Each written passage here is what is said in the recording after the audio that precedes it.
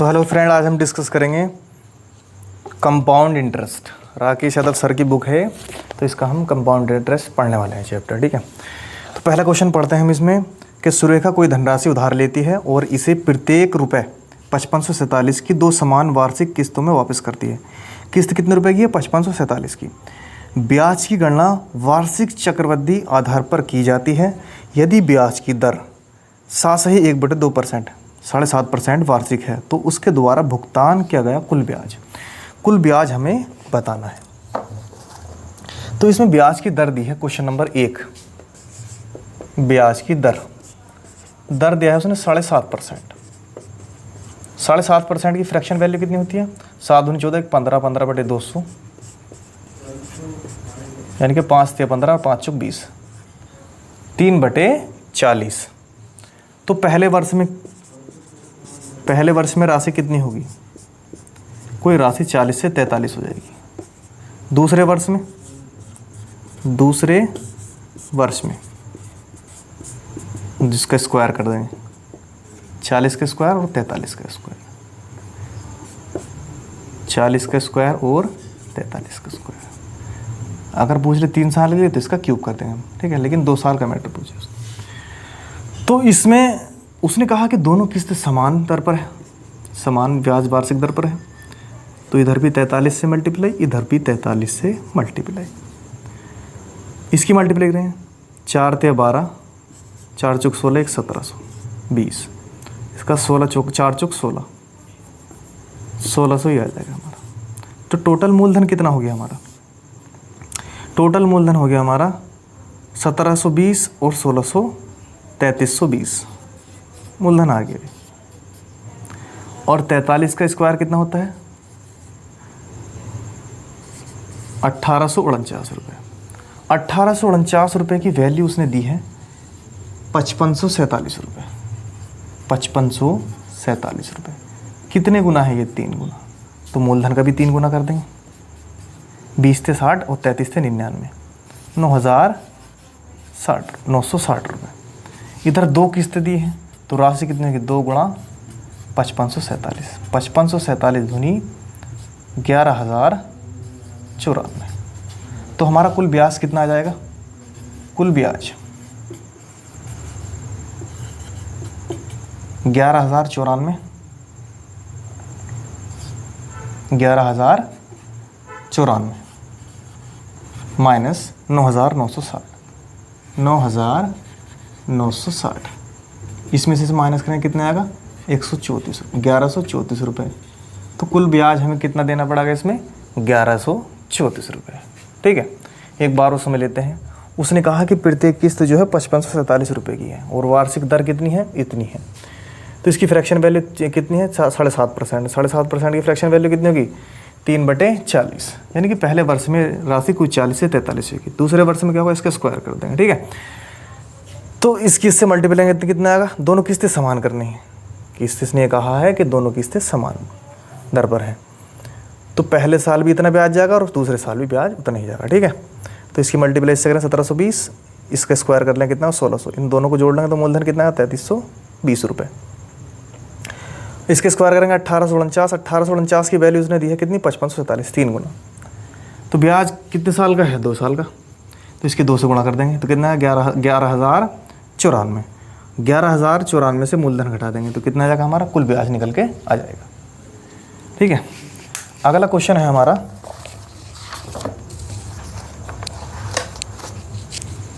Question number 2।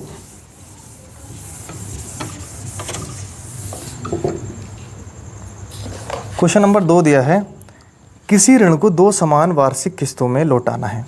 यदि ब्याज की दर दी है उसने 10%। यदि ब्याज की दर वार्षिक 10% है जो वार्षिक रूप से चक्रवृद्धि होती है और प्रत्येक किस्त 5808 रुपये है, तो इस योजना में कुल ब्याज, तो इसमें भी कुल ब्याज निकालना है। 10% की फ्रैक्शन वैल्यू कितनी होगी? 1/10, यानी कि पहले वर्ष में कोई राशि पहले वर्ष में 10 से 11 हो जाएगी। दूसरे वर्ष में इसका स्क्वायर कर देंगे, का स्क्वायर। ठीक है, दोनों किस्तें समान है तो किस्तें समान करने के लिए इधर भी 11 से गुणा, इधर भी 11 से गुणा। ब्याज दोनों किस्तों पर समान होगा तो 10 दही 11 दही 110, इधर इसका स्क्वायर 100, मूलधन कितना आएगा 100 और 110 210 रुपये, इसका स्क्वायर कितना होता है 121। अब उसने कहा है कि प्रत्येक किस्त क्या रुपये की 5808 रुपये की, 121 की वैल्यू कितनी दे रखी है 5808 रुपये, कितना गुना होगा, ये होगा लगभग 48 गुना। तो ये भी कितना हो जाएगा हमारा 48 गुना, 48 से गुणा करो इसकी, तो मूलधन कितना आ जाएगा हमारा 21 8 168, 21 चौक 84 और 16 100, यानी कि 10,800। कितनी किस्त है 2, तो अमाउंट कितना आ जाएगा 5808 गुणा 2, 2 अट्ठे 16, 1 2 अट्ठे 16 और 2 पंजे 10 और 1 11, 11,616। तो कुल ब्याज हमें कितना प्राप्त होगा, कुल ब्याज इन दोनों को अंतर, कुल ब्याज इन दोनों का अंतर ही तो होगा।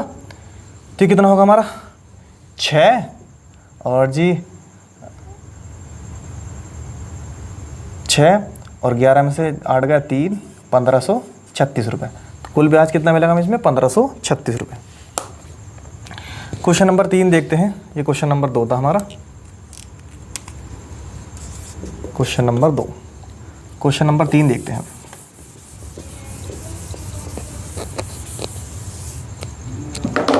क्वेश्चन नंबर 3 दिया है कि कोमल ने 6800 रुपये, इस बार मूलधन दिया है उसने 6800 रुपये उधार लिए, जिनका ब्याज सहित 2 समान वार्षिक किस्तों में भुगतान किया जाना है यदि वार्षिक रूप से संयोजित ब्याज की दर 12.5%। दर दी है उसने 12.5%। 12.5% की फ्रैक्शन वैल्यू कितनी होती है 12 दूनी 24 और 25/200, 25 अट्ठे 200, यानी कि 1/8 पर 1/8।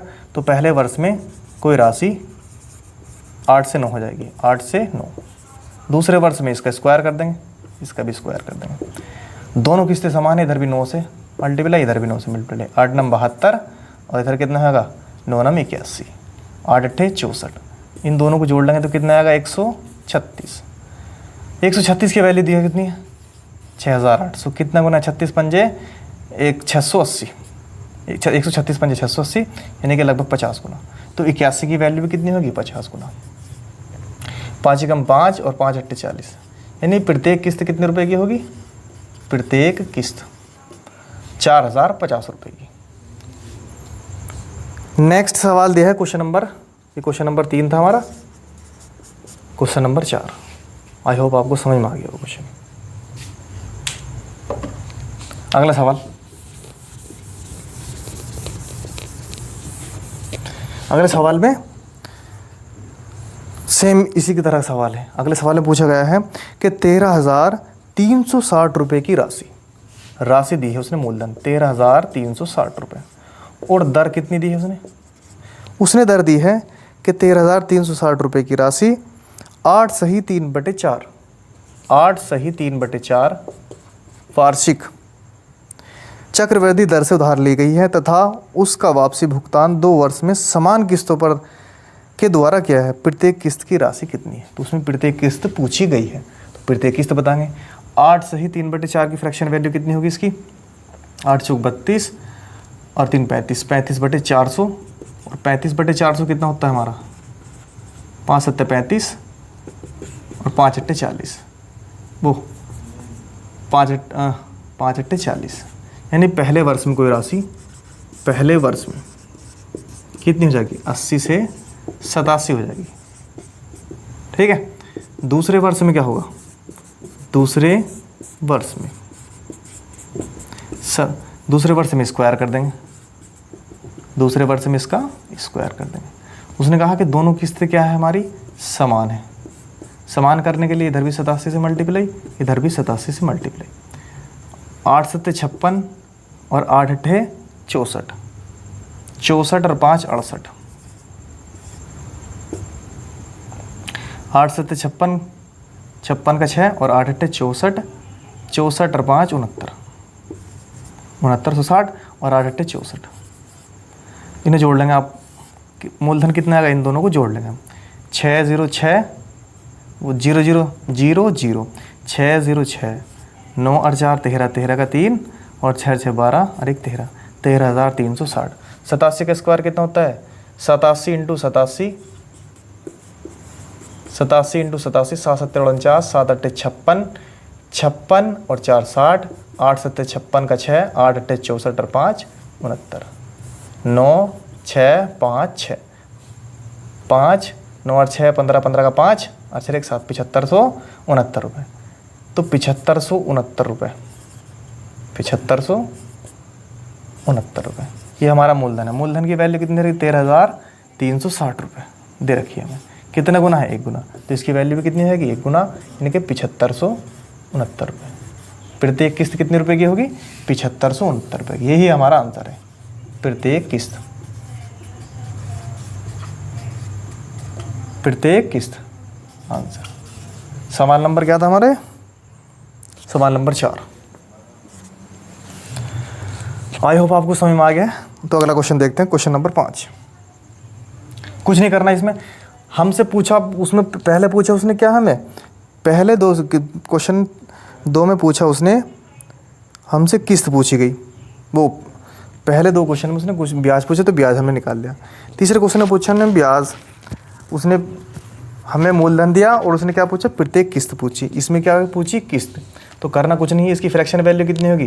7/80, यानी पहले वर्ष ब्याज कितना हो रहा है? 80 से 87 हो रही कोई राशि।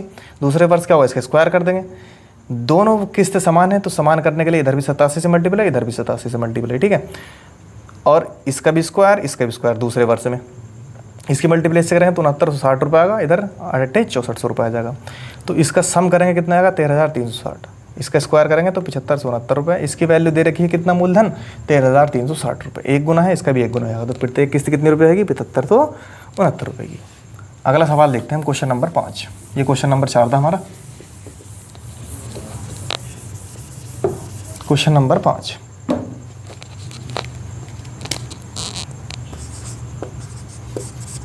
क्वेश्चन नंबर 5 में कहा गया कि 210 रुपये की राशि कर्ज पर ली गई, 2 समान बराबर किस्तों पर अदा की जानी है। यदि ब्याज की अदायगी वार्षिक 10% चक्रवृद्धि दर पर दी जाए तो प्रत्येक किस्त क्या रुपये की होगी?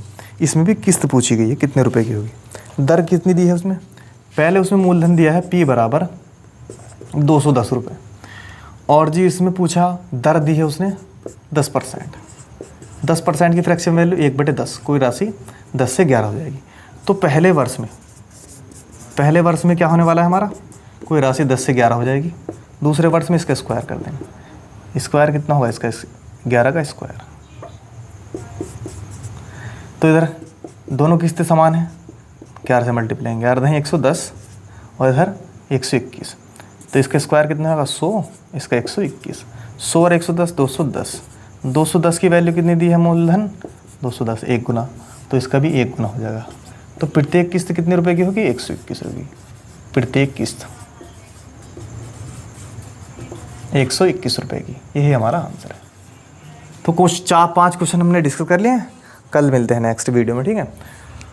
जुड़े रहे हमारे चैनल से, और अगर आपको हमारा समझ में आ रहा हो, यानी कि अच्छा लगा हो पढ़ाना, तो हमारे चैनल को सब्सक्राइब करें और वीडियो को शेयर करें।